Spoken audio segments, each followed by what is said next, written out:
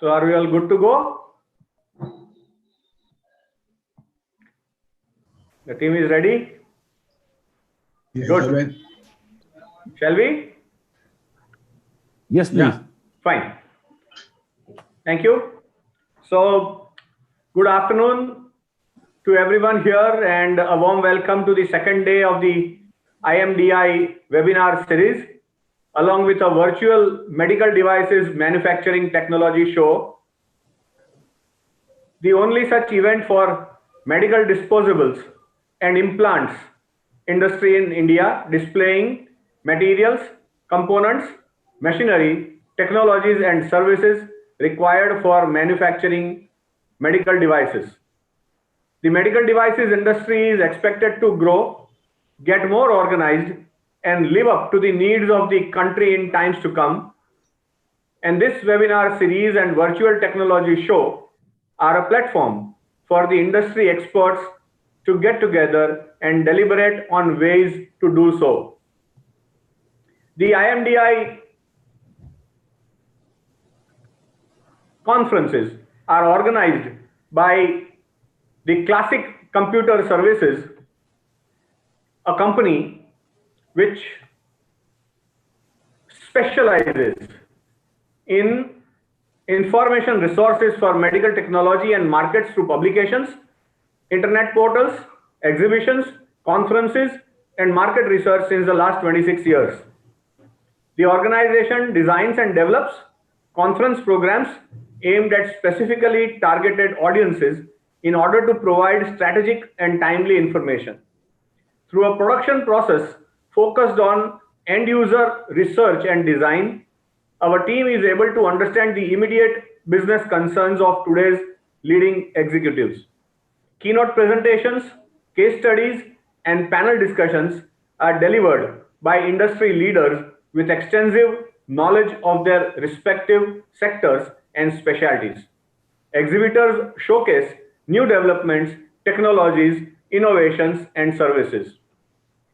The webinar series is being held in conjunction with the virtual trade show Meditech Expo, which is organized by Radical Communications. The Radical Communications has established itself as one of the renowned international exhibition and conference organizers in India and Africa by organizing exhibitions in varied business sectors in the domestic as well as international circuit. Radical Communications, with its experience of more than 10 years in exhibition industry, has partnered and represented India at various global exhibitions that have taken place in different parts of the world. This event is sponsored by Covestro, LDRA, and the GLR Laboratories Private Limited, and is supported by many associations like Association of Indian Medical Device Industry, AIMED, Association of Diagnostics Manufacturers of India, the All India Plastic Manufacturers Association, the Engineering Exports Promotion Council India, Association of Healthcare Providers India, Medical Disposables Manufacturers Association, the MSME Chamber of Commerce and Industry of India, the Consultants Consortium of Chennai, and the JSS Business Incubator.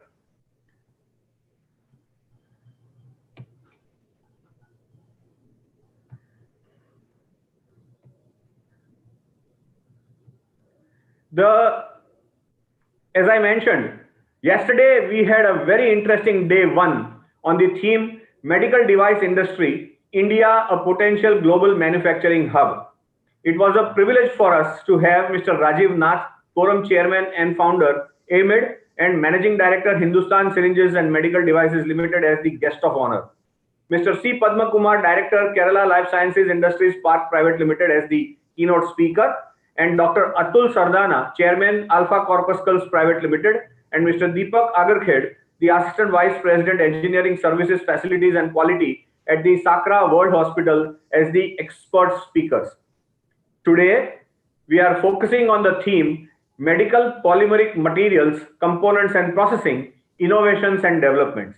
And we are fortunate to have a galaxy of experts to throw light on various aspects of the theme. To start with, let me first request Mr. Sanyal Desai, the Managing Director of Radical Communications, to give the welcome address. Mr. Sanyal Desai, please. Thank you, Mr. Joshi. I think as an anchor, as a host, we always love your giving introduction speech for our webinar series. We welcome to this second virtual Meditech and Healthcare Expo, which we have started organizing with our partner Shri Pandya. September was the first edition. I think after reasonable response and the success, I think we are organizing the second edition of virtual Meditech and Healthcare Expo. Mr. Pandya always try to bring new themes on various platforms, and I think this time the webinar is more focusing on the medical device player, keeping them as a visitors in mind, and obviously exhibition we are covering the overall medical device, anti-pandemic, and other products as well. So let me welcome Shri Kishore Khanna ji, who is our keynote address today. Mr. Khanna, thank you so much for your support to this second virtual Meditech and Healthcare Expo, along with IMDI series of webinars. I also welcome Mr. Godwin, Suen, Ms. Marina Lee, Mr. Mittal, Shah, Dr. T.S. Kumaravel, and Mr. Chintan Mehta. I also welcome all the delegates, all the attendees, all the exhibitors and visitors from across the world. I think by this time we have already crossed about 800 plus unique visitors, which is itself is a remarkable thing, and there are more than 10 countries plus delegates and visitors we got in this today is just the second day, and another 5 days to go, because we have 7 days exhibition and 5 days webinar. So overall we are looking more than 1,000 business serious visitors on this platform, and more than 500 delegates and attendees on this 5 days webinar. So thank you so much again, and I welcome all of you. Thank you. Thank you, Mr. Sanyal Desai. Friends, Radical Communications is credited with building this unique virtual exhibition, conference, and technology show platform. I now request Mr. D.L. Pandya, the webinar convener and CEO, Medical Plastic Data Services, for his address, please. Mr. Pandya. Thank you, Mr. Dharmendra. Shri Kishore Khanna Sahab, Mr. Godwin, Ms. Marina Lee, Mr. Mittal Shah, Dr. T.S. Kumaravel, Mr. Chintan Shah, Chintan Mehta, the delegate participants of today's webinar, friends, ladies and gentlemen. It's my immense privilege to welcome all the dignitaries and also specifically all the expert speakers of today who are going to share with us their knowledge, experience, and vision for the benefit of industry. As we have been mentioning always, that the kind support and cooperation from the industry leaders as well as the industry associations, various industry associations, has motivated us to carry on this activity year after year since the year 2001. And without the stakeholders of Indian medical device and allied sectors as our backbone, it would not have been, we would not have been able to continue for consecutive 16 years, including leading associations in the medical devices and allied industry. As Mr. Sanyal Desai mentioned, we had phase 1 of IMDI conferences for 2020 in the month of September with 3 different sessions on 3 different themes. Today is the second day for the second phase of this webinar series with the theme on medical polymers, materials, components, and processing. We will have information, knowledge and information and presentations by the leading experts who will be representing the end users, the material providers, the machinery providers, as well as the service providers. So it will be a 360-degree view for the medical polymer subsector of this medical device industry. Friends, as we know globally, medical plastics have transformed several aspects of the healthcare industry. More and more developments by medical polymer companies have made available to the Indian industry and has created not only the growth opportunities, but also help the industry to move up the value chain. It also includes material supplies, it also includes machineries, it also includes quality testing and other services. Friends, through this event, our mission is to create a platform for the Indian medical device industry, not only for knowledge sharing and brainstorming, but also to interact with the stakeholders, which is all materials, machinery, technology, product, service providers, as well as the academic research and organizations, with the objective to facilitate an environment of healthy growth. I have a special mention for Mr. Kishore Khanna, the leader of the Indian medical device industry, and also one of the major consumers and the processor of medical polymer materials. It's with his continued support to us, it has been possible for us to create such platforms from time to time. Thank you, Khanna sir. Thank you very much for your continued support. We also thank all the speakers, knowledgeable speakers, and hope to continue to get similar support for our future activities. Not taking much of your time, I once again welcome and thank all the dignitaries, industry leaders, professionals, sponsors, exhibitors, and the last but not the least, the delegates who have been participating in so large a number. Thank you very much. Thank you very much, Mr. Pandya. Friends, I am happy to share that Mr. Pandya has been making continuous efforts to bring all medical device industry stakeholders together on a single platform through his conferences and publications since around more than almost 1.5 decades. For any major event on medical device industry, Mr. Kishore Khanna, Managing Director, Romsons Group of Companies, Agra, is one of the most sought after speakers. Responsible for the brand Romsons, he has an insatiable appetite for success and innovation, which has led to the cultivation of the brand Romsons as an eminent player in the healthcare sector, serving millions of patients worldwide with quality-oriented products.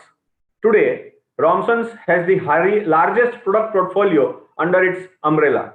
Romsons Group has been affiliated with the Indian medical device industry for over 65 years now and has seen this industry rise and shine. Mr. Khanna started his career with various odd jobs, including working long hours on manually operated molding machines and assembly of products. After he took over the family business, he brought all kinds of technical changes, process upgradations, and mastered the art of innovative manufacturing. He traveled across the globe in search of business and learned the dynamics of international business. It was then that Mr. Khanna pioneered many concepts that have proven to be crucial to his success. As a result, today, Romsons is one of the most preeminent brands in the business, and he wants to further make Romsons a multinational giant with its operations across the globe. Needless to mention, he has a vision to change the face of the Indian medical device industry and take it to a whole new level and bring it at par with the world medical device industry. We are privileged to have Mr. Kishore Khanna today as the keynote speaker, and I invite him to make his presentation, please. Mr. Kishore Khanna.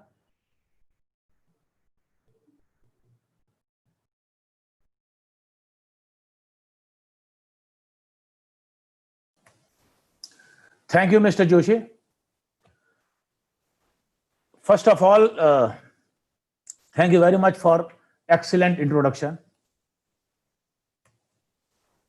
Thank you, Mr. Joshi. And first of all, I thank you very much for the excellent introduction. Thank you very much, sir. Before I start my address, I would like to convey my sincere thanks to Mr. D.L. Pandya for his efforts, Herculean task in bringing the Indian medical device industry to this level. And the way Indian medical device industry growing, Mr. Pandya's contribution will be written in the golden letters. Thank you, Mr. Pandya. Thank you very much. Dear friends, good evening to everyone. It gives me immense pleasure to be part of this panel and share my views on medical polymeric materials and components, innovation and development. The topic is very close to my heart, as I have dedicated my whole life on the polymeric innovations. When I started working way back in 1971, disposable syringes were in thing. Disposable syringes were at the brink of revolutionizing to start the medical treatment. Today, after 50 years, we are at a whole new level of polymers and plastics in the medical device. Heart stents and artificial plastic organs made by 3D printers. When I look back, I feel medical science has come a long way, and that has been possible because of innovations and development in polymeric materials. Guys, have you ever stopped and looked around during a doctor or hospital visit? You will see dozens of medical devices or instruments made of plastics and polymers. Plastics are part of our life. It's not just medical device. In general, owing to comparatively lightweight, low cost, ease of processing, flexibility, non-ferrous properties, superior biocompatibility, and the medical designs enabling the next generation of implants, single-use devices and packaging technology, among others. The global demand for medical polymers reached nearly 5 million tons in 2013, and that amount is expected to exceed 7 million tons by 2020 in spite of pandemic constraints. I would like to share my presentation regarding some of the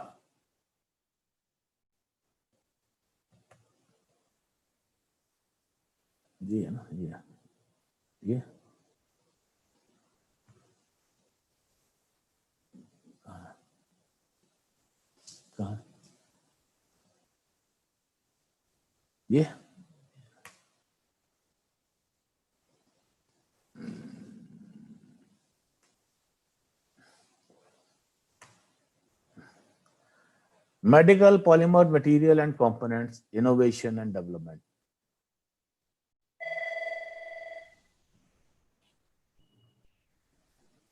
यहाँ से बड़ा करते ना, अरे यहाँ से expand करते ना.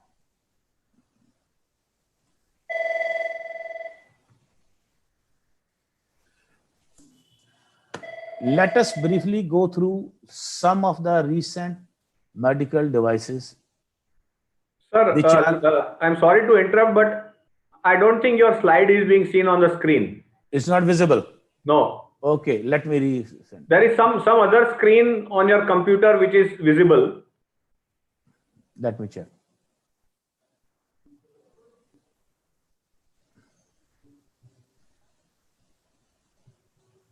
Is it visible now? Yes. Yes, Okay. it has come. Okay, great. The first and the foremost, and which is in thing, is the plastic heart. A total artificial heart made by high performance polymer, which can extend the lives of heart failure patients while they are waiting for the transplant. The plastic heart replaces the original heart parts, both the ventricles and the four heart valves, adding years to the life of loved ones. The major breakthrough is plastic foam. It's a PU foam which is used to stabilize trauma patients with serious injuries. The foam expands inside the body cavity, applying pressure to the wound and confirming around the engulfing the injured tissue, greatly slowing down the blood loss to improve the chances of survival in case of serious accidents. We have also new incoming thing, painless injections. Needle injections can be painful, and these are painful. But easier way to deliver medication are underway. One current development is a tiny patch made of plastic microneedles that dissolves once inserted into the skin and releases the drug at the same time. These are made of cellulose biopolymer. Next very important breakthrough is urinary catheters are used in majority of hospitalized patients. These patients often contact urinary tract infections. The catheters are formed with the biofilm when these are inside the body contours. In order to prevent the UT, antimicrobial coating is a non-stick polymer coating which is done on the film catheter surface, which prevents the formation of biofilm and prevents the infection for at least 2 weeks. We have another new innovative. These are the liquid bandages. These are very new innovative product. These are made of various starch and protein bioplastics and solvents such as water and alcohol. When applied to the wound, the solvent evaporates, leaving a thin plastic barrier, polymer barrier film on the skin, which prevents the dirt and debris to reduce the trauma by covering the nerve endings. As the wound heals, the polymer film of the liquid bandage slows off, worn off with the old skin cells. Central venous catheter is a real life-saving device. Great innovation of medical science is soft polyurethane tube with extra soft tip. This is put into the central vein that leads to the heart. Similarly, catheters are used for hemodialysis, arteriovenous cannula, which are made by high performance polyurethane plastics. These are highly biocompatible, can remain in the body and in the vein for more than 8 to 10 days. Epidural catheter. Epidural catheter is made of PBAX material. The catheter allows access to the epidural spaces to inject medication such as local anesthesia for pain relief and trauma relief. Temporary epidural catheters are used for temporary treatment of painful conditions that require trauma control by high performance synthetic polymer PBAX. These epidural catheters are also used for painless deliveries. Then we have 3D printing of artificial plastic organs. We can 3D print toys, tools, car, and more. While 3D printed human body parts aren't quite here yet, they are closer than you think. We are at the brink of getting artificial organs made by 3D printers. Researchers are working on printing out various body parts such as kidney, skin, bones, cartilages, tissues, blood vessels, and more made from diverse cell type while using plastics to keep the part structure in shape and match the exact shape of the body. And today, 3D printed plastic body parts models are used as research and practice for complex, tough surgeries.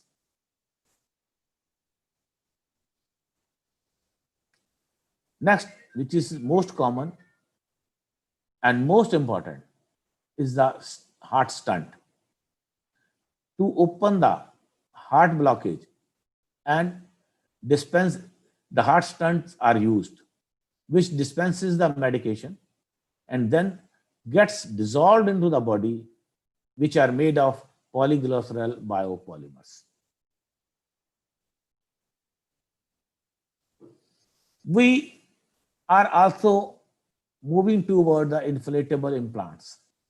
Heart surgeons often face a frustrating problem. Sometimes the sickest patient who needs surgery have been so weakened by their condition that surgery becomes too risky. But a new inflatable device made of polyether urea urethane elastomer helps in improving the odds. After the device is implanted, doctors can inflate or deflate as the needed to control the blood flow and relieve pressure on the heart. This technique can give the heart a chance to recover enough to withstand surgery. Friends, in the end, I would like to conclude by saying that post-COVID, the life is expected to change significantly, and the polymers are going to play a key role in revolutionizing the daily life. The personal protection gears are in high demand for healthcare. 3-layer masks, N95 masks are also in huge demand in today's scenario. And this is going to be there for years to come. PP kits are also made of polymer protection, clothing, technical textile. We also find face shield, protective goggles, and many more personal gears, protection gears for protection and prevention of COVID. So all this is going to be part of our day-to-day life. Thank you.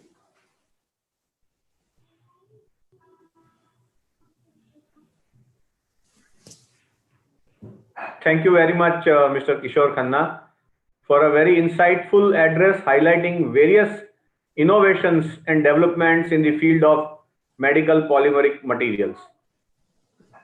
We now move on to the addresses by our expert speakers. I would first invite Mr.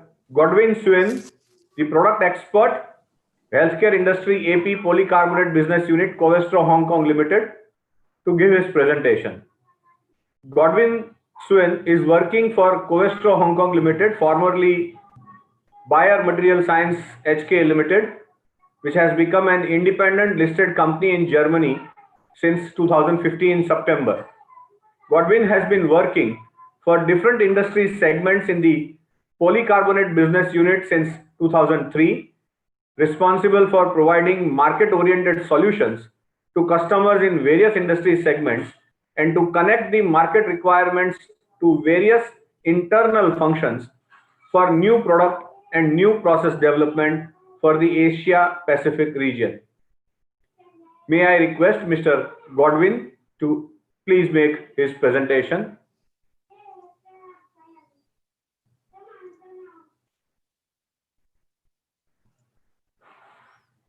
Yeah, thank you, Mr. Joshi.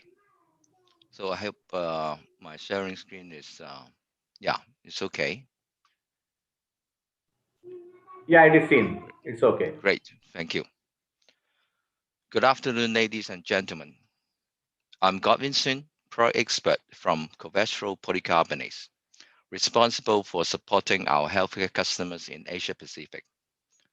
Today, it is my honor to share with you some latest information on material solutions for new sterilization requirements in the healthcare industries we see in 2020. I would like to first briefly introduce my company Covestro to you. Covestro, also formerly known as Biomaterial Science, was established as a legally independent company in 2015, with business activities extended back to the early parts of the 20th century. Covestro, characterized by groundbreaking inventions, trend-setting products, and a wealth of experience in the development and production of high-tech polymers. We have three major business units, being polyurethanes, polycarbonates, coatings, adhesives, and specialties.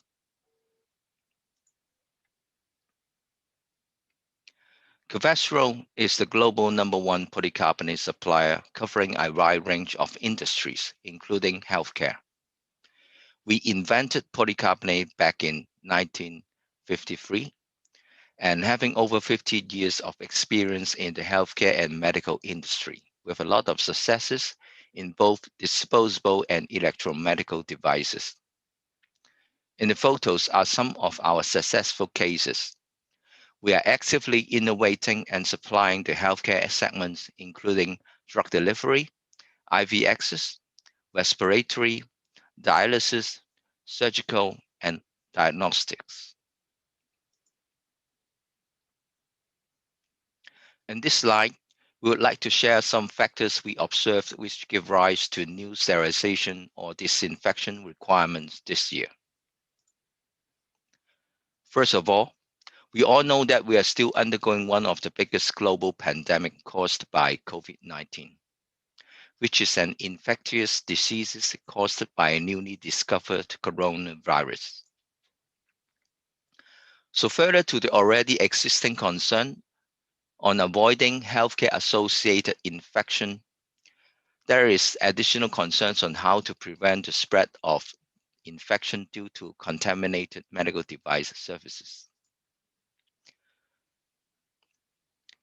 And we see that on the durable medical devices like patient monitors, frequency of disinfection increased to per after single use. Also, faster sterilization is needed, especially on repeatedly used devices, including disposable ones.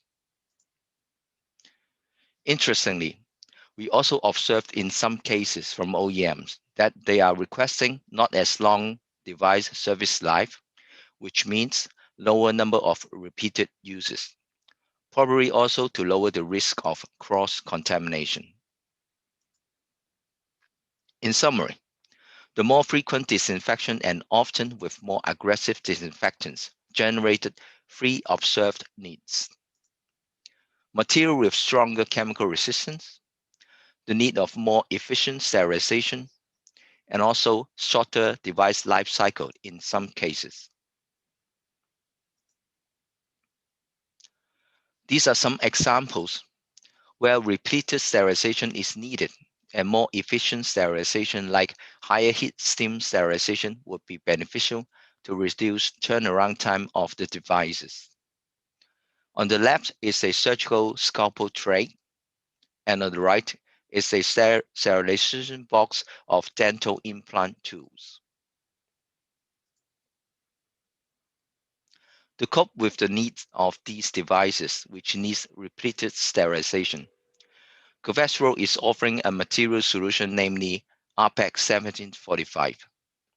It is a linear amorphous copolycarbonate combining outstanding transparency and high heat resistance for medical use.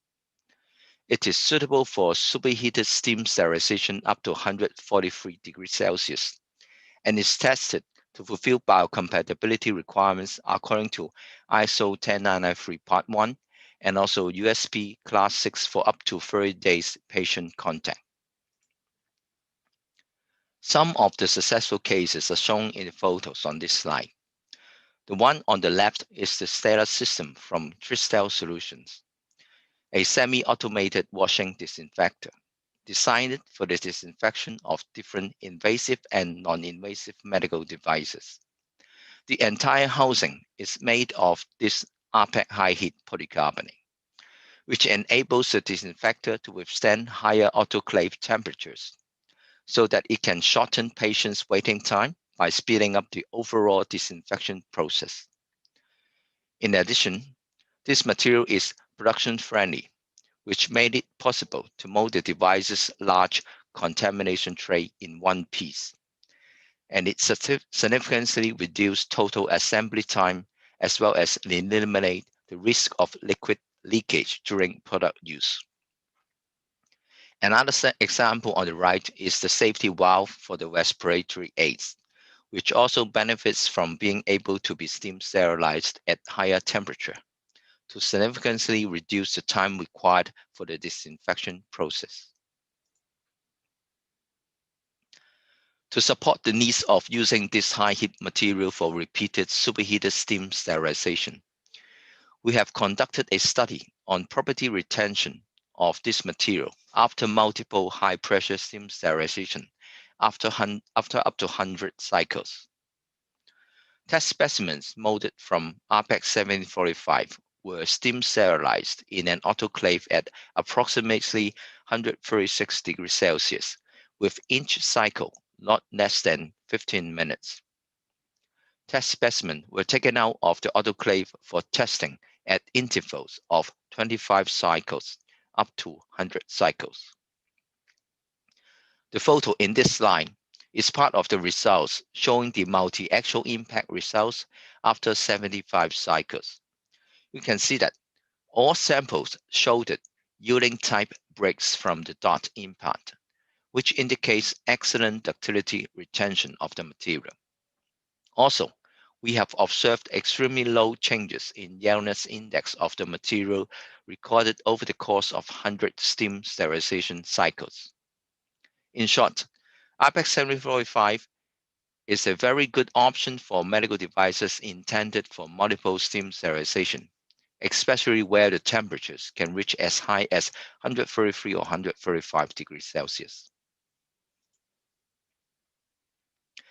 Besides, being able for multiple superheated steam sterilization, this material also can largely increase production efficiency on devices with components overmolding with liquid silicone rubber, LSR in short. LSR molding is a reaction injection molding process by mixing and reacting two liquid components. It is a temperature-dependent process where higher molding temperatures will give a shorter curing time.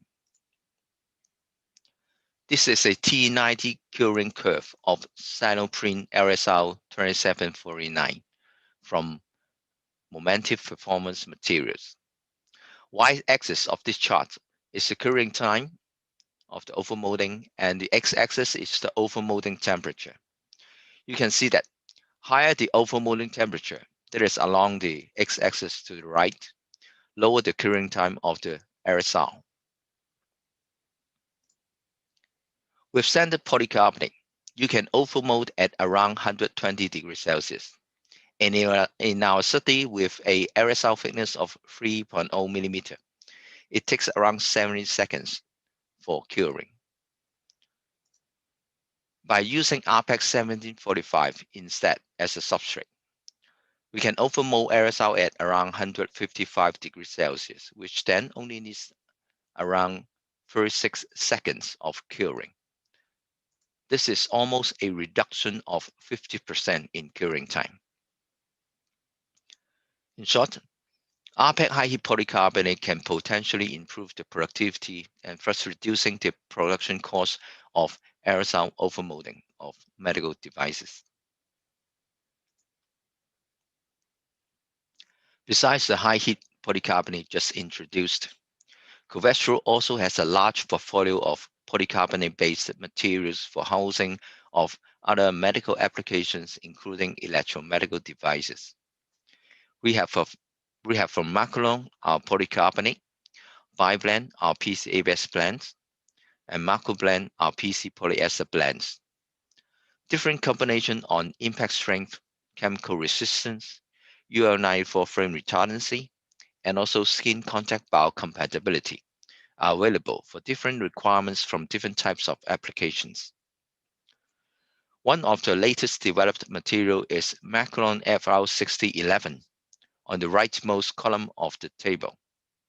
It is a non-halogenated flame retardant polycarbonate, having RE0 rating at 1.5 mm. Not only excellent in impact strength, but also in chemical resistance, both against disinfectants and consumer chemicals. In dealing with the infection needs for the COVID-19 pandemic, Environmental Protection Agency of the United States has published a list called List N, Disinfectants for Coronavirus COVID-19, which listed some of the disinfection products on the market, which EPA expects them to kill the coronavirus when used according to the label directions. Several of these disinfectants have been tested for compatibility with Covestro polycarbonates and polycarbonate blends commonly used in durable hospital equipment in order to provide reference to our customers for their process in material selection. How we did the assessment is that we first mold the material into tensile bars, putting a stress on the test bars by bending them to a strength of 1% to create a stress level between 21 to 25 megapascal. We then wipe the strained surface with the disinfectant. 10 consecutive wet to dry wipe cycles were completed within 9 hours. After 24 hours of total strain exposure, the specimens were checked for retention of tensile properties per ASTM standard.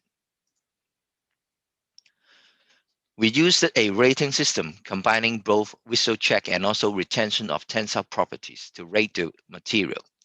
For specimens showing up no visual changes and full retention of tensile strength and elongation at break, we call them unchanged and mark as green. For specimen with more than 98% tensile strength retention, but reduced elongation at break, or with tiny or invisible cracks, we rated them as minor effect in yellow.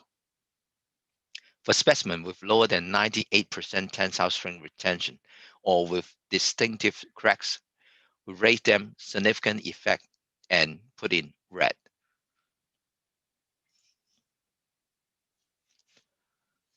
This is a table summarizing our results using the rating system. You can see that not all material can survive all different disinfectants, especially those which known to be more aggressive, like the Virex TB and Cenicroft AF3. Also, material type like PCABS is showing overall lower compatibility. But you can see that some better performing material, like our newly developed Macaron FR6011, which showed a very good compatibility to most of the disinfectants tested, with no detectable changes or only minor effect. One thing to note, the dominant failure mode of polycarbonate-based materials exposed to disinfectants is environmental stress cracking. None of the disinfectants changed the surface finish of the specimens, and all observed property changes were associated with the formation of stress cracking under these accelerated conditions.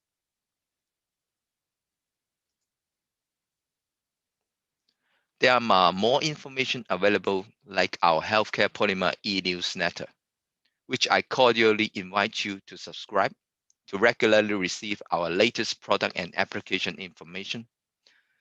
Also on our Solution Center website, you can obtain latest product information, literatures, and different technical white papers. Thank you for your attention, and this is the end of my presentation. From here, I open the floor for Q&A and would like to invite my colleagues, Ms. Marina Lee, our Industrial Marketing Manager for Healthcare Asia Pacific, Mr. Shri, our Market Development Manager for Healthcare in India subcontinent, as panel members for this Q&A session.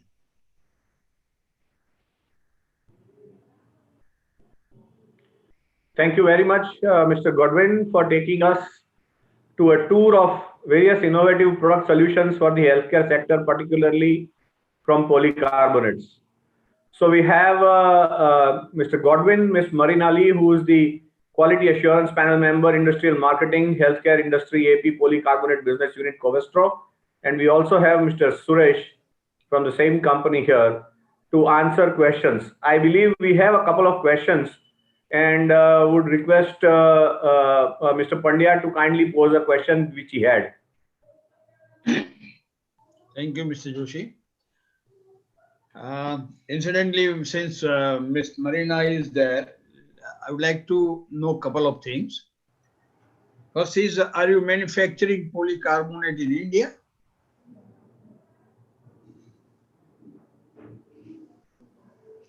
Hello, thank you.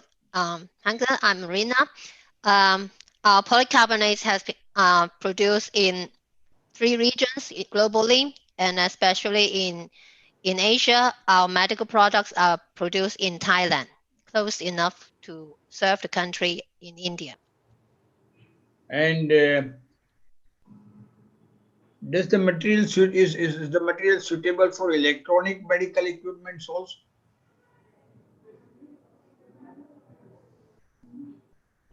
Yes, the housing, as introduced by Godwin, is exactly customized for electromedical housing and taking into consideration both in terms of chemical resistance, durability, and also skin contact biocompatibility. So it will fit to the needs of India to further develop electromedical electronics market locally.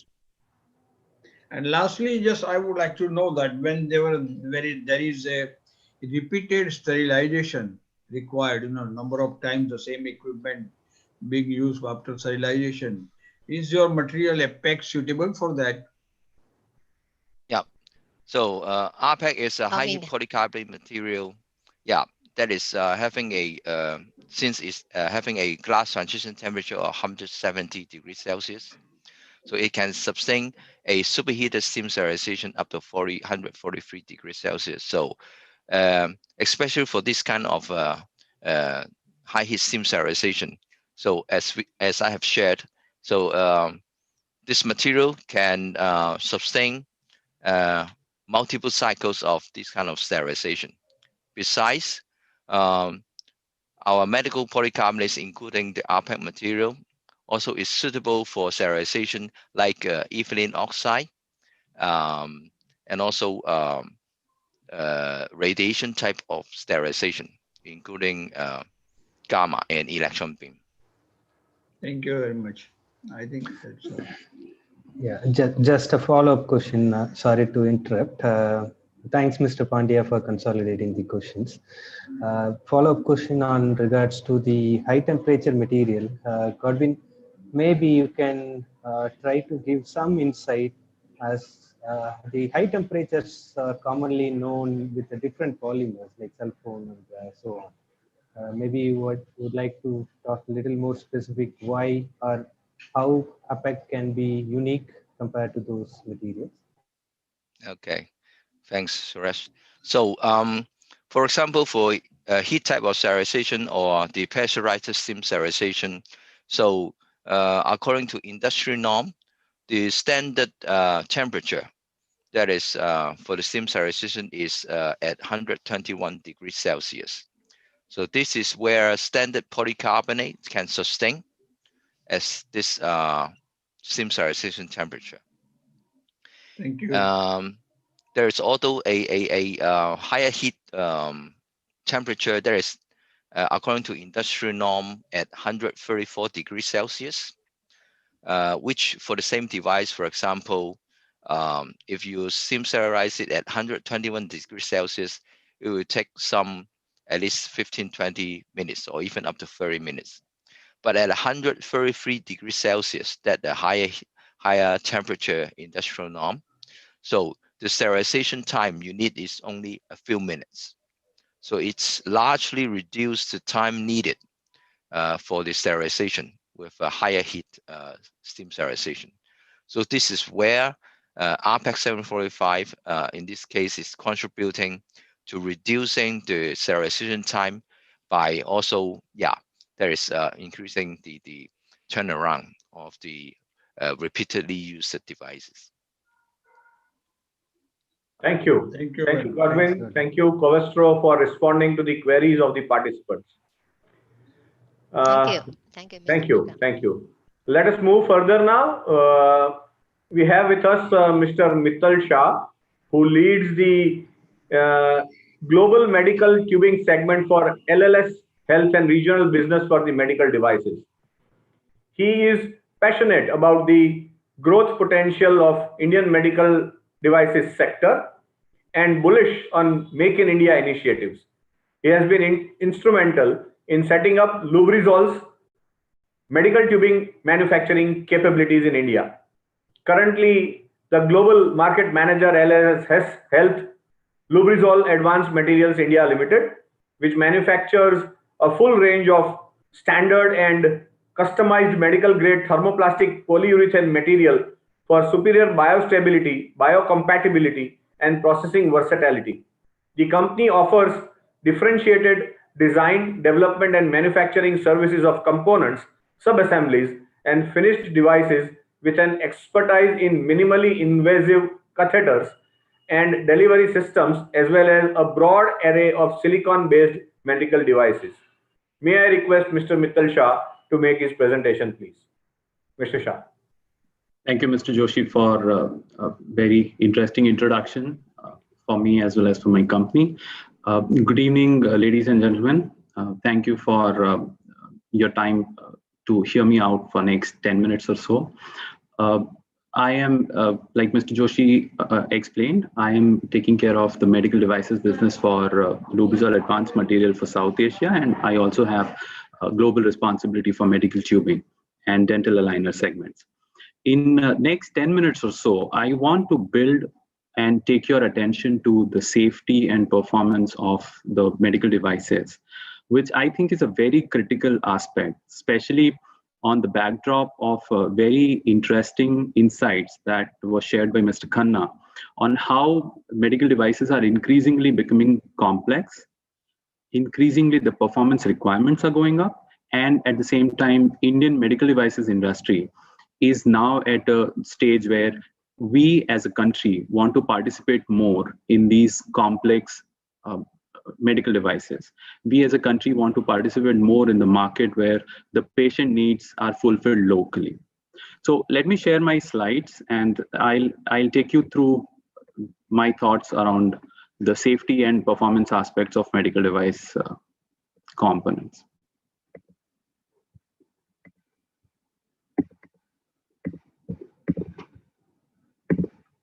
Mr. Joshi, are my slides visible?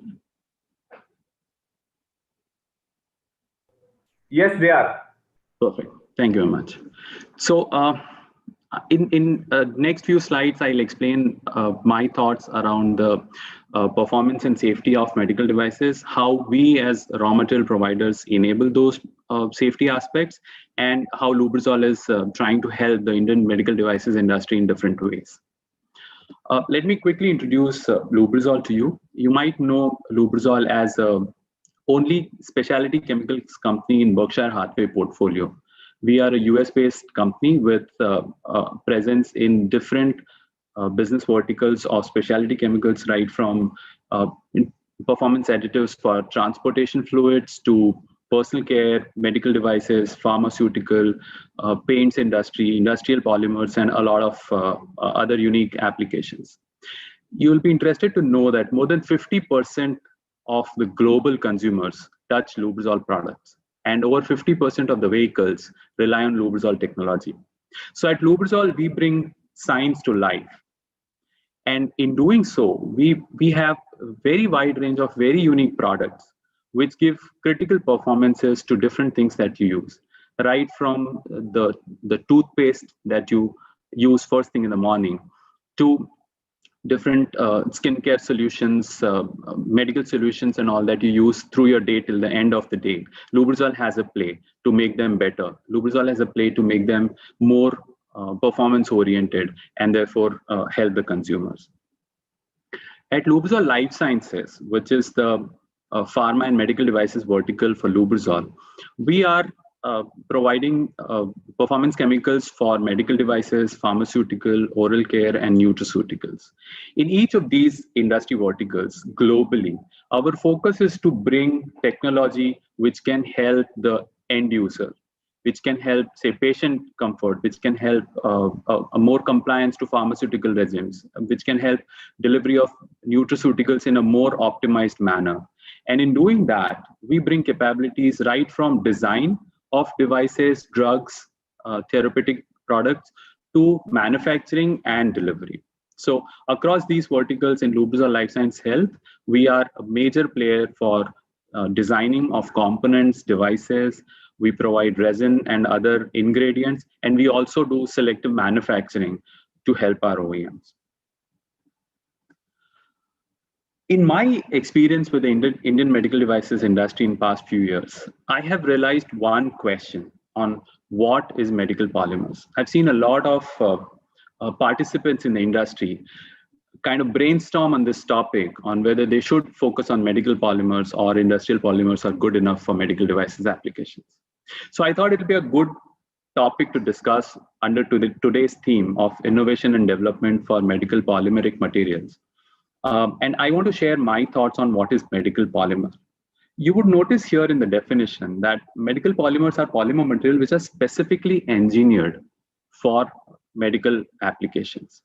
So when we talk about selecting polymers for medical devices, we look at performance. We look at how the polymer will end up in a device. Will it deliver the functions that are expected?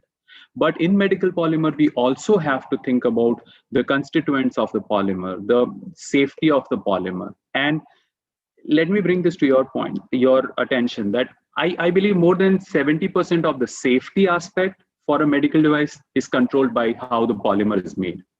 And that is why at Lubrizol Life Sciences, we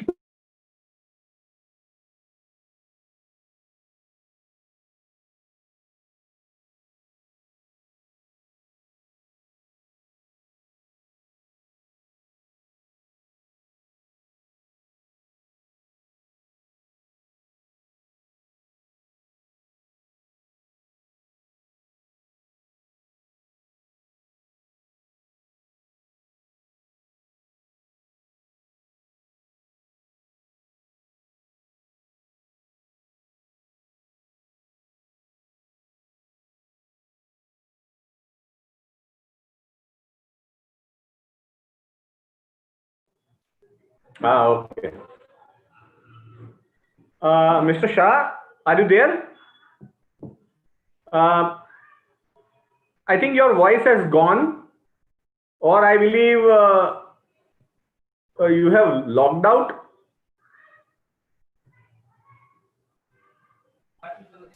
He has rejoined. Yeah, okay. From other device. Yeah.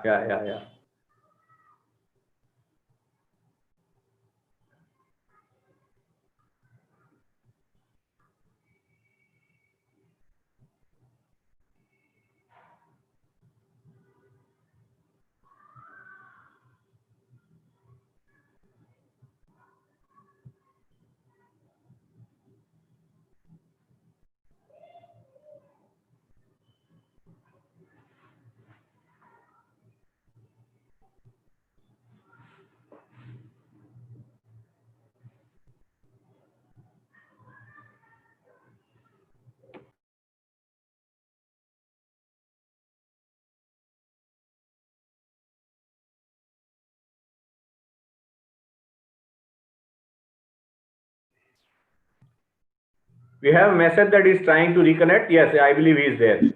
Yes, so, Mr. Shah. Mr. Joshi, while I was very focused on safety of medical devices, I think I missed checking the safety of my internet connection. I am very sorry for the disruption. No problem. Somehow the internet went up. Please continue. Right.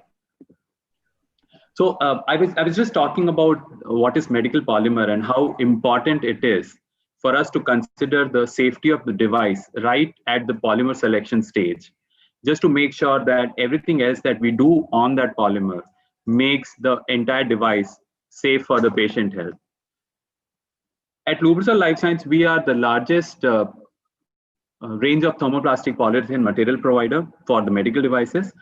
We have largest collection of different TPU grades, which can meet the performance of the device requirement, and it can also help making the devices more safe.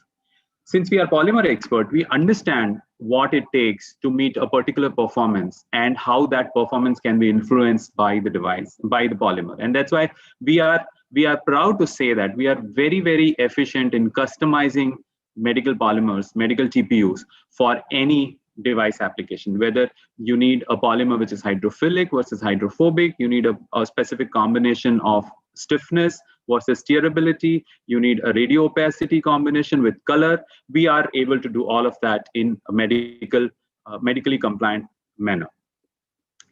Let me dwell upon a little bit deeper on the medical part of the polymer. At Lubrizol, we make both industrial grade thermoplastic polyurethane and medical grade thermoplastic polyurethane. And I think that this comparison will be able to explain what we mean when we say medical grade polymer. While both these polymers are made in ISO facilities, medical grade polymers, we take extra care to make sure that everything that involves the raw material selection, everything that goes into manufacturing is maintained the same every time. Most of the time, the logic given in using industrial polymers for medical application is that, hey, it passed biocompatibility test. But biocompatibility evaluation means that the polymer passed it on one time when it was tested.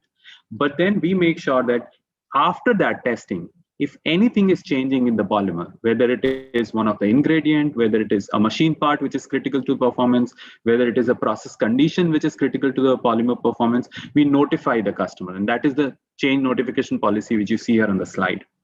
The change notification policy also mandates that we give sufficient time for the OEMs to evaluate the change, look at the polymer after the change, test the properties, and then accept or reject the change. So this comes with the medical polymer, and that is why we are so passionate about the patient safety as top of our consideration while designing a polymer. We also provide regulatory support for our OEMs for their registration in different regulatory regime. We provide right from the details of ingredients to any other question that the regulators may ask regarding the safety of the polymer. In medical polymer, we also follow record retention policy for future root cause analysis or audit trails or any time you need to look back on what was the quality of the polymer used. We have records and polymer samples from each batch which are retained. So these are some things which make the medical grade TPUs more patient safe. And once the material is patient safe, the entire device becomes a lot patient safe. And that's why we lay a lot of emphasis in making sure that medical device manufacturers look at only medical grade polymers when they are trying to design their device or trying to manufacture their device for any patient applications. Now, while we talk about the medical grade polymers, in our experience in the medical devices industry, we have also realized that the patient safety is largely dependent on the polymer and then the processing conditions.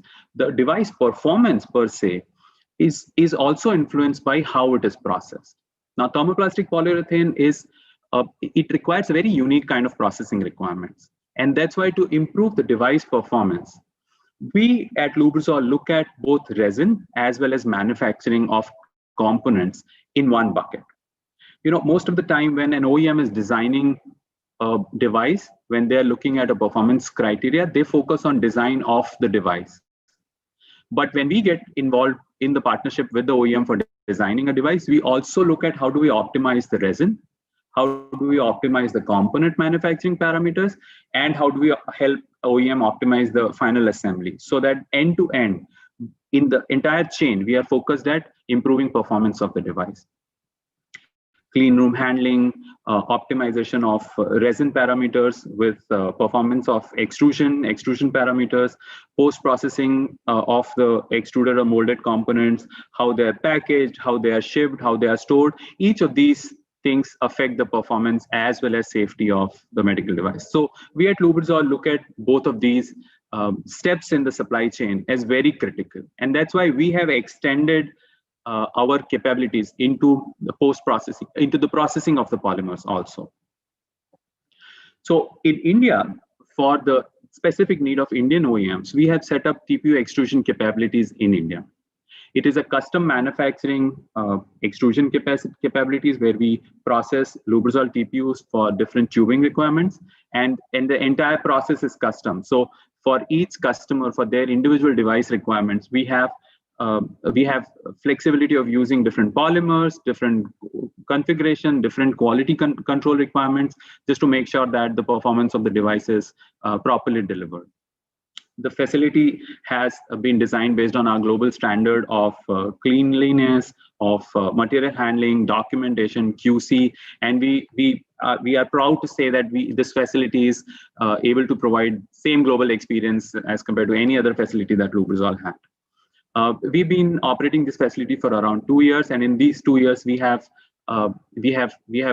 churned out over 150 custom SKUs of different tubing components for the Indian and global customers. The customers, OEM, get same global supply chain experience anywhere in the world that they want to source the material from here, and Lubrizol's quality assurance for all products. We maintain same quality standard across the world, including in this facility for TPU extrusion. Now, these are some more details of the extrusion capabilities. The extrusion facility also comes with the standard technical support of Lubrizol. That means we get involved with the OEMs at the time of device design itself. We give different options to the OEM from the manufacturability point of view, from the device performance point of view, and from the resin selection point of view. Since we bring both resin selection as well as manufacturing capabilities, it becomes a very interesting dialogue when we are working with OEMs in designing their devices. The facility has single and co-extrusion capabilities. Manpower is trained for medical extrusion. We take very, very serious care of cleanliness, ensuring the integrity of the product and product packaging, and making sure that all quality standards are implemented. It's an ISO 13485 facility, which is currently extruding single lumen, multi-lumen, stripe tubing, single stripe, multiple stripe tubing. Some of the pictures that you see here are extruded in the facility. Some more profiles that the facility is already extruded are shown here in the picture. You would notice that we are doing sandwich encapsulated stripes, which are good for IV cannula application.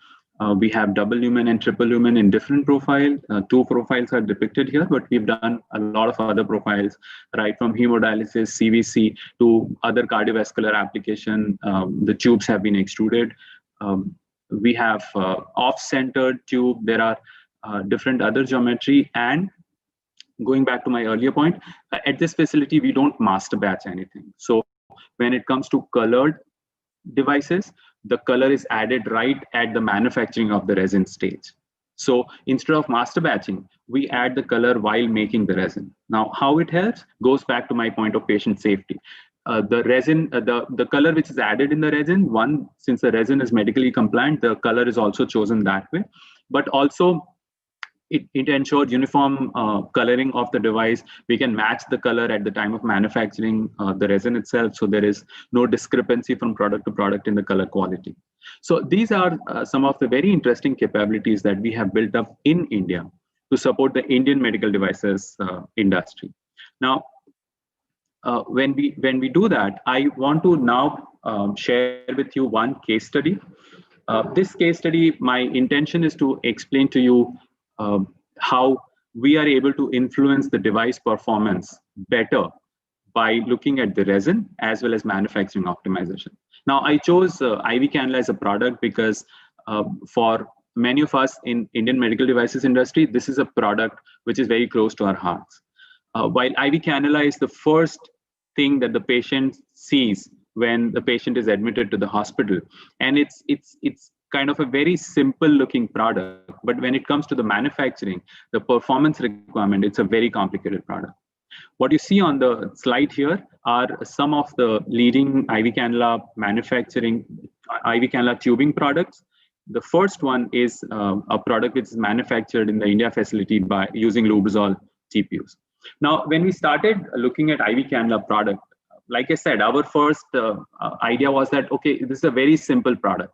But when we started getting into depths with our OEMs, we realized that this is a product for which there are very large list of critical performance parameters. I've listed some of those here, right from how much force it is required for puncturing the skin, to how's the friction performance when it's going inside, to what is the level that it softens inside, what is the manufacturability, the wastage during manufacturing, what is the concentricity of the tube, and what is the post-manufacturing, post-sterilization shrinkage.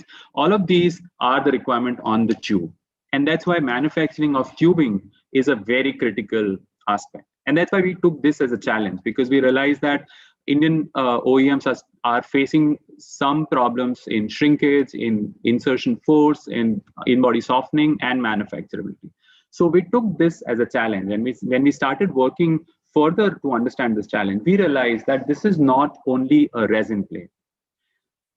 From the criteria that you see on the slide, there are some which are influenced by the property of the resin, and there are some which are influenced by how it is manufactured. Now, when we discuss this further, you will realize that you can't do one without the other and solve the problem. That means you can't look at resin itself or manufacturing parameters in isolation and expect to solve some of these problems which industry was facing. So what we did was that we brought our global technical expertise in resin and extrusion, and we went through optimizing of correct resin property and correct extrusion properties, just to make sure that we are able to extrude tubes which have no residual stresses and therefore no shrinkages, which have absolute concentricity more than 95%. In-body softening is very good, better than the industry standard, and also the friction force is optimized in a way that it becomes easier for doctor to push the cannula through the vein. Now, while doing that, we also used our application lab capabilities to check the tubes that we were making. And I'm presenting some of the findings on friction force and softening properties. You will see that product one in both cases, which are Lubrizol product, we are able to optimize the performance of the resin and tube in a way that we are able to get most optimized outcome. Now, mind you, these graphs are for the completed device. So that's where I'm saying that the partnership starts right at resin selection, because for influencing the device performance, we had to start with resin. And for IV cannula application, we have developed different resin blends, which are able to give optimized performance, and customer still has a choice of choosing from very hard cannula tubing to very soft cannula tubing where the softening percentage is very high to less, tubing where there is optimized friction with the hardness, with the column strength, and all those things. So this facility is able to do those things very quickly. We are able to sample out the products for OEMs to make devices and test, and we are also participating in deciding the overall performance. So this is how we feel that this capability which Lubrizol has brought to India is helping medical devices industry in ensuring enhanced performance, especially at a time when the industry is expecting to compete with global best products which are being imported into India and replace them with made in India products. So in conclusion, I think I want to re-emphasize that raw material and components influence both device safety and performance. For Indian OEMs, which are now looking at complex devices, I think it will be very, very important for us to have focus on safety and performance right from the beginning, so that we are able to get best in class products made in India. And locally made high quality devices will also help the industry grow faster. Capabilities like ours will add into the ease of moving to locally made devices, and emphasis on entire manufacturing to be compliant right from raw material to devices will make India a quality conscious producer. And in that, we will be able to transform the industry. So this is what I wanted to present with you today. If there are any questions, I'll be happy to answer them. Thank you very much. Thank you very much, Mr. Shah, for highlighting the issues and concerns of safety and performance aspects related to medical devices, particularly with the innovations and innovative materials that Lubrizol has brought to India. Thank you very much. Thank you. We also have with us Dr. T.S. Kumaravel, MD, PhD, DABT, ERT, American Board Certified and UK Registered Toxicologist, and Chairman, GLR Laboratories Private Limited. He has more than 25 years of experience in the industry as well as in the academia. Dr. Kumaravel is an expert on biocompatibility testing of medical devices, development of testing strategy, biological safety assessment, and has successfully defended biocompatibility reports with the FDA and other global regulators. He also provides expert opinion on biocompatibility to several notified bodies as well as regulatory agencies. Dr. Kumaravel obtained his bachelor's degree in medicine and surgery from Stanley Medical College, doctoral degree in pharmacology toxicology from the University of Madras, and finally obtained PhD in genetic toxicology, cancer genetics from the MGR Medical University, Chennai.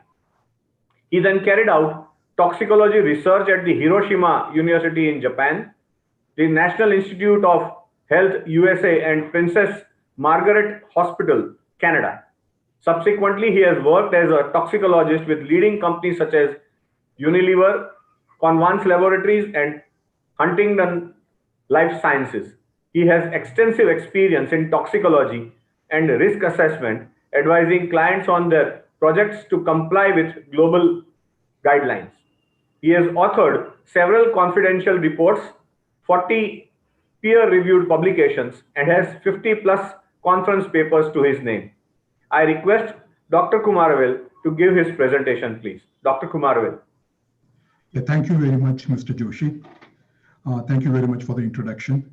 And I would also like to thank Mr. Pandya for this opportunity. Let me share my screen now.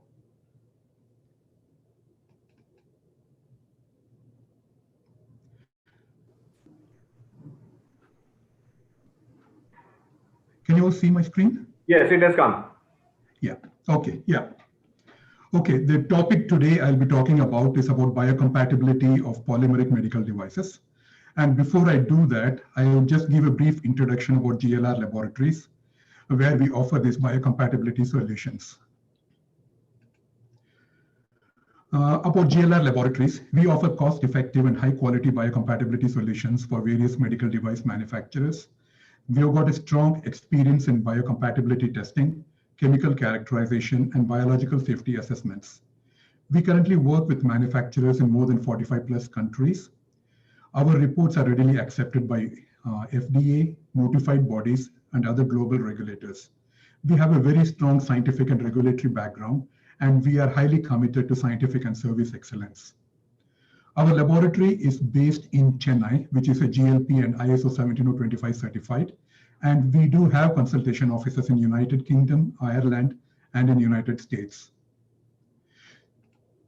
So in terms of our services, we offer biocompatibility studies.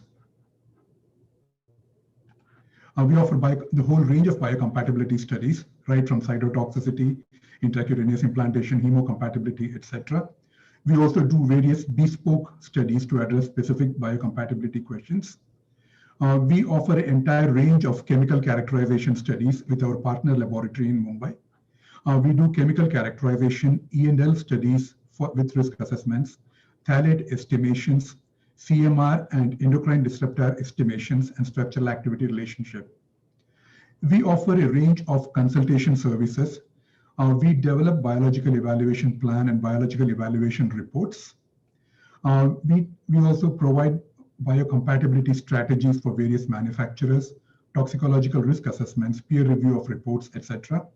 And of late, we have been started working on breathing gas pathway investigations, that is to fulfill ISO 18562 requirements, as well as the associated risk assessment. In terms of our expertise, we have the highest number of dedicated staff for biocompatibility in India. That includes about 14 senior toxicologists. We've got 6 registered toxicologists. We have got regulatory toxicologists and risk assessor within our group. We have got several independent QA personnel, several veterinarians, study directors, and study scientists. The most important expertise is we advise client on implementation of robust biocompatibility programs. We also develop biocompatibility strategies for assessment of high risk and complicated medical devices, and troubleshoot unexpected biocompatibility findings and advise further action. So briefly, we work with more than 700 clients across 45 countries. We have tested more than 1,000 medical devices. We have conducted more than 6,000 biocompatibility tests. We have carried out about 70 plus chemical characterization the last 2 years. And we have got an overall 200 years plus experience in terms of biocompatibility. In terms of our facility, we've got quite a big custom designed compact laboratory workspace. Our laboratories are CPSA approved for small animals as well as for large animal facility. We have got the entire range of surgical theatre for implantation studies, etc. And our facilities OECD GLP and ISO 17025 certified. In terms of resources, you can see like we've got an entire range of various expertise within our group. So this is our contact address. Now jumping back into our biocompatibility of polymeric medical devices. So I'm sure you all are familiar with ISO 10993, and the previous 2 speakers actually spoke about ISO 10993. So ISO 10993 series is an international standard for biocompatibility that is recognized in Europe, United States, and many other countries around the world. ISO 10993 Part 1 actually talks about the strategy for biocompatibility testing, and the remaining parts 1 to 19 and the various parts like 33, etc. They talk about the technical guidance on how to conduct these biocompatibility studies. The primary aim of ISO 10993 is the protection of human beings from potential biological risks that can arise from the use of medical devices. So this particular guideline provides the requirements for the manufacturers to appropriately evaluate biological risks that are associated with their devices.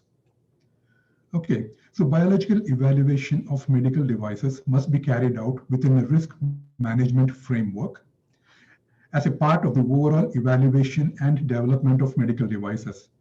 As the previous speaker actually told about using the biocompatible polymers to develop medical devices. So that is the best way to address how you actually evaluate biological risk within the risk management framework.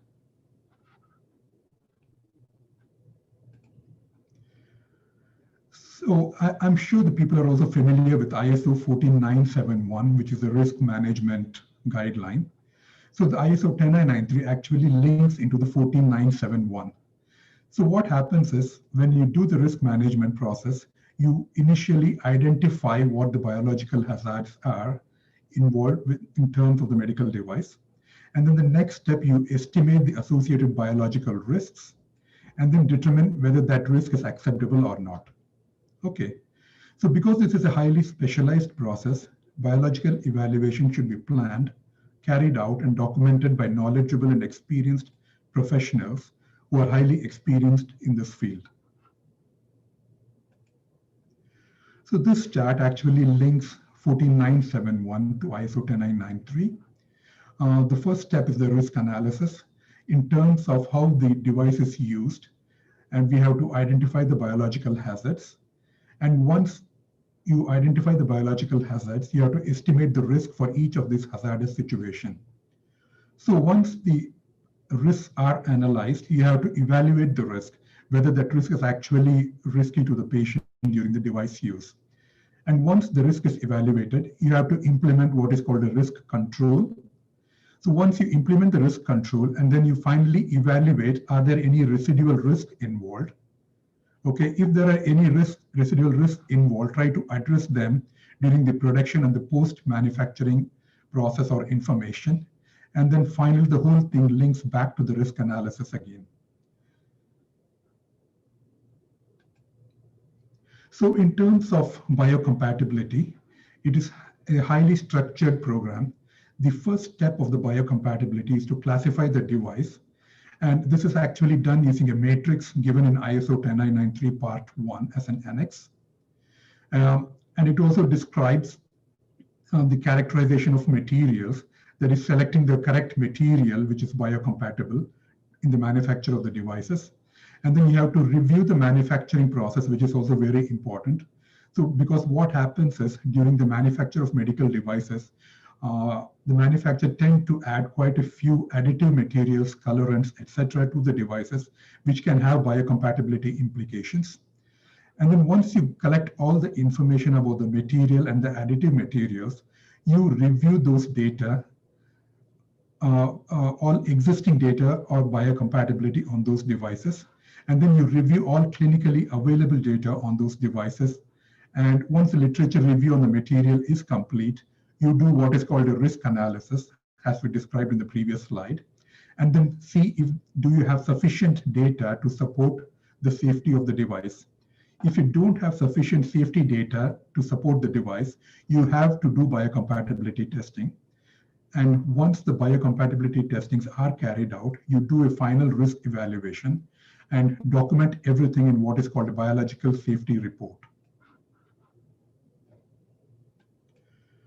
So ISO 10993 Part 1, which is which gives the strategy for biocompatibility testing, it is not intended to provide a rigid set of test methods, including pass and fail criteria, as most of the ISO guidelines are. Instead, what happens is, if you have a rigid pass and fail criteria, it will put an unnecessary constraint on the development and use of medical devices. Or it may even give a false sense of security in the general use of medical devices. So therefore, when you use ISO 10993 Part 1, you need to have expert opinion in terms of how you select the proper testing and how you interpret the biocompatibility in data. So in order to select the appropriate biocompatibility tests, you have to categorize the device based on nature of body contact, that is where the device comes in contact with the body, and also the duration of body contact, like how long the device is in contact with the human body. So this is how the devices are classified by nature of body contact. We have got the surface contacting devices that come in contact with the surface, like skin, mucous membrane, etc. And we have got the second one is the external communicating device. That is, one end of the device is outside the body and the other end of the device is within the body. The third one is an implantable device. The whole device is within the body. And classification by contact duration is, we have got the non-contact devices such as the in vitro diagnostics. We have got transient contacting devices such as injection needle, etc. We've got limited contact devices that is less than 24 hours. We've got prolonged contact devices, which is greater than 24 hours, but less than 30 days, and permanent contact devices greater than 30 days. Okay, the surface contacting devices are again classified into three types, those in contact with the skin. So we got examples like bandage, monitor probes, etc. And surface contact devices, those in contact with mucous membrane. So we got endoscopes, feeding tubes, etc. And the surface contact devices that are in contact with breached or compromised surface. For example, we've got bandages, wound dressing for ulcers, burns, etc. The external communicating devices are again classified into blood contact indirect devices, such as IV sets, extension sets, etc. You've got external communicating devices that go into tissue, bone, or dentin. So we've got examples like arthroscope, drains, dental cement, dental alloys, skin staplers, sutures, etc. We've got external communicating devices that come in contact with circulating blood. The most important thing are the dialyzer tubing, etc., or intravascular catheters, etc. Okay. So the next classifiable device is the implantable device. The whole of the device is within the body, and these are classified into two different types. Those implantable device that goes as an implant within tissue and bone. Examples: orthopedic pins, plates, joints, cements, etc. We've got the implant device that come in contact with the blood, such as heart valves, vascular graft, internal delivery catheter. So this is how you classify the device based on contact duration. We've got non-contact devices, such as in vitro diagnostics, transient contact devices less than 1 minute, limited exposure less than 24 hours, prolonged exposure greater than 24 hours but less than 30 days, and permanent contact devices greater than 30 days. The most important thing to note here is the exposure contact here is actually the cumulative effect. Suppose if you're using a band-aid or the wound dressing for about 5 hours every day for 30 days, so the actual duration of contact would be 5 hours times 30 days. It is not just 5 hours, it is actually 60 hours. Okay. So based on this classification of device, the ISO 10993 gives various biocompatibility endpoints to address. So these are given in the top of the column. So these are the various endpoints to look at. And these are the, we got the various classification here in the first 2 columns here. So we got the surface contacting devices in contact with intact skin. So you have to do the chemical characterization, you have to do cytotoxicity, sensitization, and intracutaneous test for the intact contact skin. And surface contact devices in contact with mucous membrane, we got again a very series of tests. So more the contact duration, we got to end up doing quite a lot of biocompatibility testing. And similarly, the more invasive the devices, you essentially do an entire range of biocompatibility testing. So similarly for external communicating device, more the contact duration and more invasive the devices, you essentially do all the biocompatibility tests. And the same thing is applicable for implant devices. So the implant devices in contact with circulating blood are the most highly risk devices. And if you look at it, we have to do the entire range of biocompatibility tests from a high-level chemical characterization, cytotoxicity, to carcinogenicity. Okay, so these are the various biocompatibility tests. We've got cytotoxicity, sensitization, irritation, intracutaneous test, systemic toxicity, subacute and subchronic toxicity test, genotoxicity, implantation, and hemocompatibility. The other tests such as chronic toxicity, carcinogenicity, biodegradation, toxic kinetics, immunotoxicity, reproductive toxicity are done on a case-by-case basis. So what is important to note here is the table A1 as given in ISO 10993 part 1 is just a guide and not an absolute requirement. So it is really important you get in touch with a biocompatibility expert to select the appropriate test for your device. So what are the factors that influence biocompatibility testing? So the selection of raw materials, very important. If you use a biocompatibility material, your final device will be highly biocompatible. Otherwise, you will get really unexpected results. The various components, again, very important how you develop those components. The final medical devices, of course, it is very important for biocompatibility. The packaging is again important. So you have to select the appropriate biocompatible and the USP grade of packaging material. Sterilization is important. Even the transportation, how you transport the device is important. How you store the medical device, that is also important for biocompatibility, and the final uses. So if you look at various factors that influence biocompatibility, so pretty much in this chain, whatever you change, your biocompatibility will be affected and you need to reassess biocompatibility. So I'll just skip to the final slide. So the take-home message from my talk is, you have to ensure proper biocompatibility testing for your device. It's mainly because it will ensure patient safety. And then you'll have a smooth sailing for regulatory approval. And it takes your device to market much sooner. Thank you very much for listening.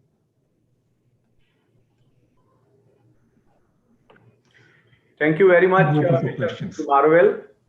Your rich experience in research and expertise in biocompatibility of medical devices shall prove to be immensely useful to our delegates.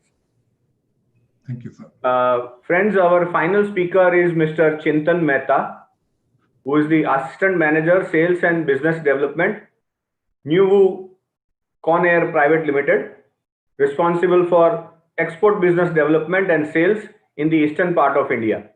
He is a postgraduate from CPET Ahmedabad with an MBA in marketing and has 19 years of experience in sales working with the plastic processing machinery, plastic auxiliary equipment manufacturers, and plastic raw material companies like Neoplast Engineering, Vaison Extrusion Technique, and S. Amit Specialty Chemicals.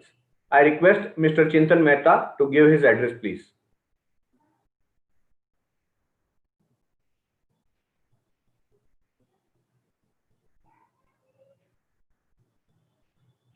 Sir, you will have to unmute.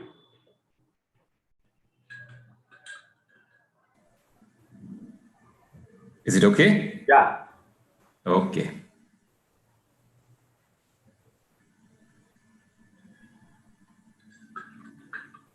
Okay. Is my slide visible? Yes, it is. Okay.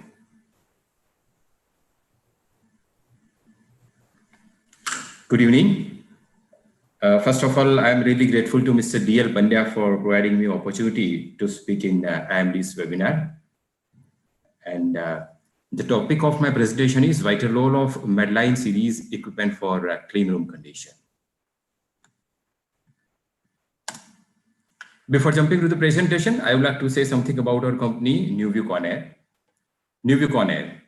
The journey from the company started in 2007 with joint venture of Nuvu Engineer and Conair USA. We have world-class technology from Conair USA. We have entire gamut of auxiliary equipments for plastic industry. We have ISO 9001 2015 certification with us. We have pan-India network for sales and service that we are boasting for 18 different locations, and state-of-the-art manufacturing facility that we have, which is 50,000 square feet area. So this is about our company, Nuvu Conair. Whenever we go to laboratory, our blood is collected in a blood collection tube. Whenever we check our oxygen saturation with the help of this tiny device. Or maybe whenever we go to laboratory for our PCR test, the sample is collected in a PCR well.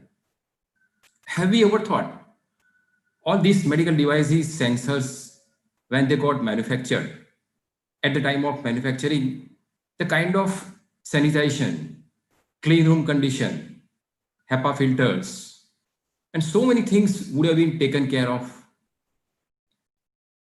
Manufacturing of medical devices, it has always been a daunting task.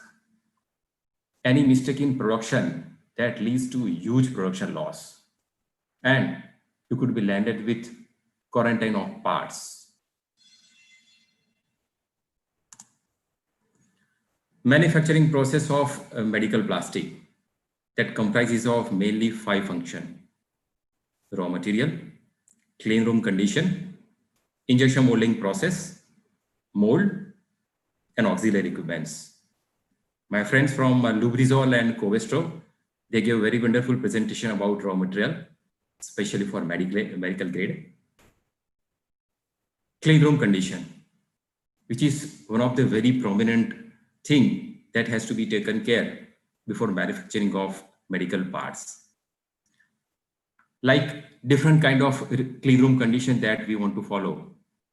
White room condition, ISO 5, 6, 7, 8, hybrid condition, how many dust particles are really allowed inside the clean room condition, and so many things, those we take care in clean room condition. Injection molding process, which is also one of the important things, converting of molten polymer into plastic, mold, that also plays very vital role, like the mold that finally converts molten polymer into the medical plastic. Auxiliary equipments, they also play very vital role, like conveying system, weighing system, mixing system, and so many other things. At Newview Conair, we don't manufacture injection molding machine, neither we manufacture mold, but we manufacture auxiliary equipment. Newview Conair, it's our India operation, and Conair USA is our joint venture partner. So medical grade equipments, Medline series equipments, we import from Conair USA. These are some of the Medline series auxiliary equipments, those we manufacture at Conair USA.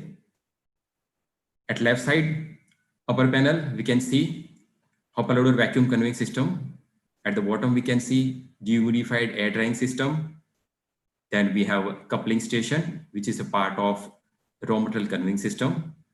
Right side, upper panel, we can see blending system. And at the bottom, we can see microville dehumidification system. These are some of the equipments, those are used as Medline series auxiliary equipments. As I said, clean room condition, it's one of the important things. White room condition, that stands the first, which is also called as zero dust or zero polluted clean room condition, where no dust particles are allowed at all. ISO 5 clean room condition. Then number of particles, dust particles, those are allowed 3,520 number of particles in per cubic meter area. And the HEPA filters, those are used. They are 250 to 300 series of HEPA filters. ISO 6 clean room condition, where dust particles are allowed 35,200 per cubic meter. And the HEPA filter series is used 180. ISO 7 clean room condition, where dust particles are allowed 3,52,000 per cubic meter. And the HEPA filters are used of 60 series. ISO 8 clean room condition, where dust particles are allowed 35,20,000 per cubic meter. And the HEPA filter that is used of 20 series. And the last one is hybrid clean room condition. So while manufacturing of medical part, one has to decide about any of the clean room condition that he wants to follow among all these clean room condition. Having talked about clean room condition, let's try to understand what is Medline series equipments. Medline series equipments, they fulfill important needs of medical device manufacturers. Like when a person is going to start manufacturing of medical part, at the time of manufacturing, the kind of regulated environment that what he has to consider, that he has to decide about all these things. At Conair USA, we help in getting certification homework. There are so many other certifications, compliances are needed. So we also do some certification work. Medline equipments, they are designed to meet compliance specification, as I said. Even we have special powder coated paint, which is available for suitable for clean room condition. Our equipments are fully calibrated, traceable, and tested also. We also ensure complete sanitization, and we also ensure for minimization of exhaust while manufacturing of auxiliary equipments. Medline compliancy. Let's talk about this thing. There are mainly 4 Medline compliances. Those are important for medical parts manufacturing: ISO, FDA, ICH, and CFR. At Conair USA, our all equipments, they are compliant with all these standards. Medical compliancy. At the time of manufacturing of medical part, the machineries those we are using, we have to ensure that we get a calibration certificate for all these machines. Like our all machines are fully calibrated and certified. At Conair USA, whatever equipment those we manufacture, we also give certification of complete calibration as well as our equipment that is suitable to your expectation. We also provide kind of certificate.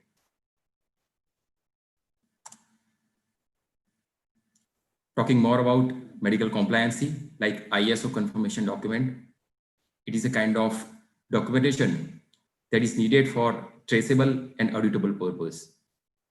And it is also in accordance with ISO 13485, CFR, and CGMP.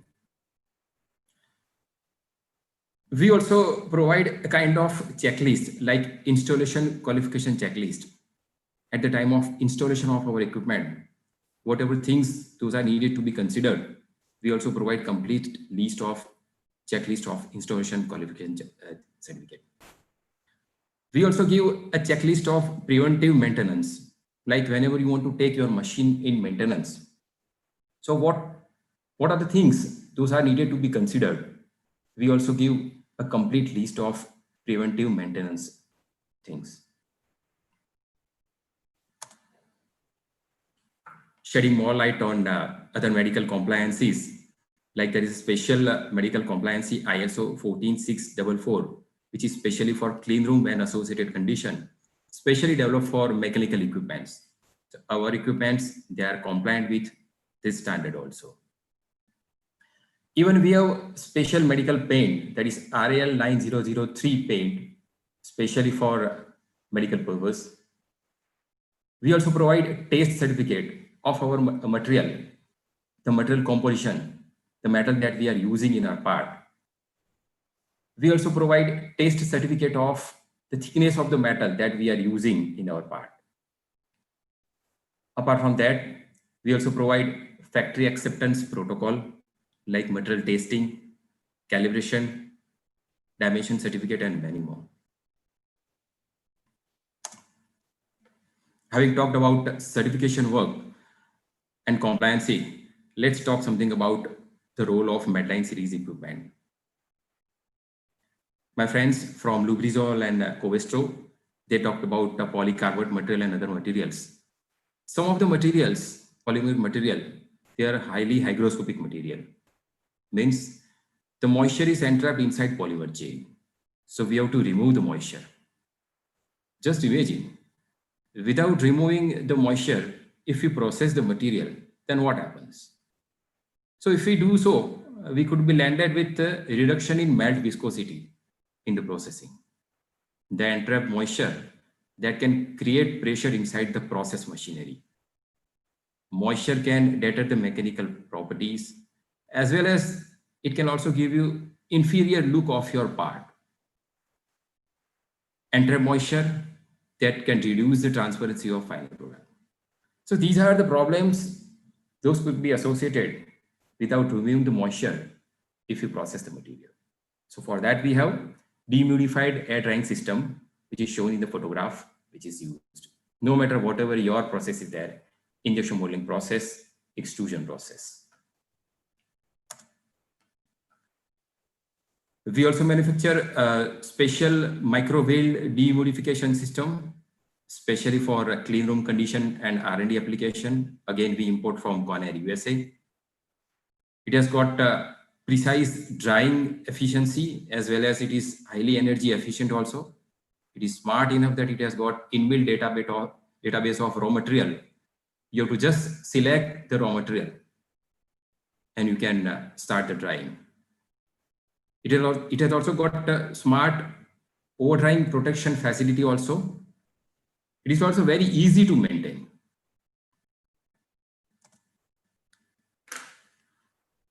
The polymers, like in your process, if you have more than one raw material, sometimes we are using master batch also to impart color to our final product. So for that, what is our purpose exactly? Our purpose is to convey the raw material, weigh the raw material, mix the raw material, and feed to the process machinery. So there is one equipment, like the one which is shown in the photograph, that is called gravimetric blending system, which does all these functions: conveying, weighing, mixing, and feeding. It is called gravimetric blending system. which is placed above your process machinery, no matter whatever your injection molding machine is there or extruder machine is there. We have also Medline series resin conveying system where hopper loaders are there, coupling stations are there. Those are shown in the photograph. We have also Medline series throat metering feeders, specially used for master batch feeding application. In your process, as I said, if you have color in your part, and if you want to add 1%, 2% of color, master batch. So for that, we have special throat metering feeders, where volumetrically your master batch is fed. We also manufacture Medline pipe tubing extrusion. We also manufacture Medline temperature controllers. They are specially used for controlling the temperature of the mold, which is used in injection molding machine. So these are all Medline series auxiliary equipments they manufacture at Conair, USA. These are some of the customers to whom we have sold our Medline series auxiliary equipments. Mankind Pharma, Unimed, Dr. Blodo, Sunbasta, Becton Dickinson, Core Healthcare, Rose Labs, and Baxter India. So if you are going to start manufacturing of medical parts, you can reach us. My contact details are there. We can help you getting auxiliary equipments, especially Medline series auxiliary equipments. Thank you. Thank you very much, Mr. Chintan Mehta, for talking about the manufacturing processes of various medical devices from plastics and the manufacturing equipments being used for them, which are manufactured by our company. It has given us an idea of the complex systems followed in manufacturing the products. Friends, this brings us to the end of today's webinar. It has been a very informative day. And to conclude, I invite Mr. D.L. Pandya, the webinar conveyor, to please propose a vote of thanks. Mr. Pandya, webinar conveyor. Thank you, Mr. Joshi. We had, as I mentioned earlier, a 360-degree view for the medical polymer. We started with the end application with the country's largest, rather one of the largest processor of the medical polymer, Mr. Kishore Khanna. And with him, he had brought the insight into the various critical care applications. And then we moved on to the raw materials and the quality requirements, raw materials, components, and the quality requirements for medical polymers. So I hope the overall idea about how important this sector is there as a backbone to the medical device sector is now very clear to us. Thank you very much, all the experts. Thank you for supporting us by way of their spending time and efforts. I also thank all the delegate friends to be with us for this webinar. Friends, we have, this was the end of the second webinar in this phase 2 series of IMDI 2020. We have 3 more sessions left with 3 important themes. One is on the ecosystem, which facilitates the growth of the medical device sector. Then the standards, certifications, and the regulations for the medical devices. And last but not the least, we are going to touch a very important subsector for the medical device industry, and that is the diagnostics or IVD industry. So with these 3 remaining sessions, we will have extremely knowledgeable industry leaders, from research, from academic institutes, from regulatory bodies, from the industry associations, and professionals. So I hope the participants will take benefit of all the three of our remaining sessions for this webinar series. Thank you very much. Thank you very much all for the participation.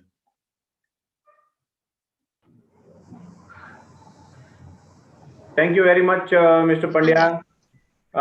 Friends, before I end, let me once again repeat and invite you to tomorrow's webinar, the third day of the series. The theme for tomorrow is Indian medtech industry ecosystem facilitating growth. Do join us for the same. Thanks for being with us today. Thanks to all the speakers. Thank you very much. And thanks to the organizers and the team behind who has made this actually successful. Thank you. Thank you very much. Thank you so much. Thank you so much, everyone. Thank you so much. Thank you. Thank you. Thank you, Mr. Godwin.